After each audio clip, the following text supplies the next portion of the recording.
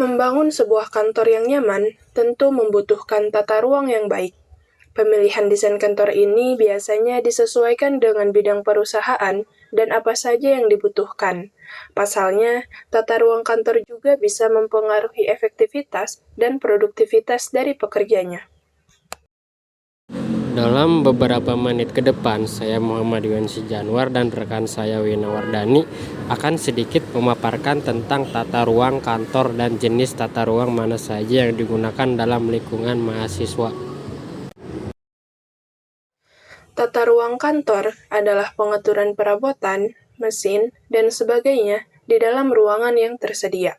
Dengan kata lain, tata ruang kantor dapat diartikan sebagai pengaturan ruang kerja serta penyusunan alat-alat dan perabot kantor sesuai dengan luas lantai dan ruangan kerja yang tersedia, sehingga pegawai dapat bekerja dengan nyaman. Hal ini penting untuk diperhatikan, sebab waktu yang dipakai untuk melaksanakan prosedur pemindahan pekerjaan dari satu meja ke meja pegawai lainnya akan mempengaruhi efisiensi kerja seseorang. Tata ruang kantor yang baik akan memperlancar kinerja para karyawan. Pada dasarnya, terdapat 4 jenis tata ruang kantor, yaitu sebagai berikut: ruang bersekat, cubicle types office, ruang terbuka open plan office, ruang panorama landscape office, dan yang terakhir ruang gabungan mixed office. Namun, apakah semuanya dipakai dalam lingkungan mahasiswa? Mari simak penjelasan berikut. Dalam lingkungan kampus, tata ruang kantor memainkan peran penting dalam menciptakan lingkungan yang mendukung produktivitas, kolaborasi, dan pembelajaran bersama. Mari kita jelajahi beberapa contoh tata ruang yang sesuai dengan kebutuhan mahasiswa. Ada 2 contoh tata ruang yang sesuai dengan kebutuhan mahasiswa. Yang pertama ada ruang terbuka atau open plan office. Dalam konteks lingkungan kampus atau perkantoran mahasiswa, penggunaan tata ruang terbuka lebih umum daripada tata ruang bersekat. Mahasiswa seringkali lebih memilih dan mendukung tata ruang terbuka karena menciptakan atmosfer yang lebih terbuka, inklusif, dan memungkinkan kolaborasi yang lebih baik di antara mereka. Ruang terbuka memfasilitasi komunikasi dan interaksi antar mahasiswa, yang penting untuk proyek-proyek kelompok, pembelajaran bersama, dan kerja tim. Ada beberapa keuntungan dalam penggunaan tata ruang terbuka di lingkungan mahasiswa. Seperti yang pertama, kolaborasi. Ruang terbuka memungkinkan mahasiswa untuk dengan mudah berkomunikasi, berdiskusi, dan berkolaborasi satu sama lain.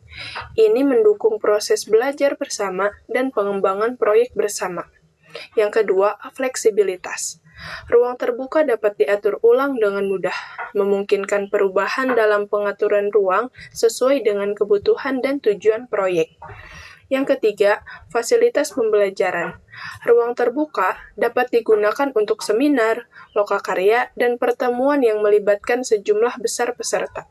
Dan keuntungan yang terakhir, lingkungan terbuka.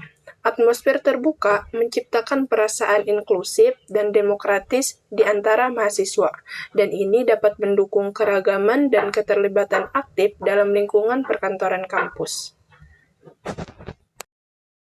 Kedua, ruang gabungan mixed office.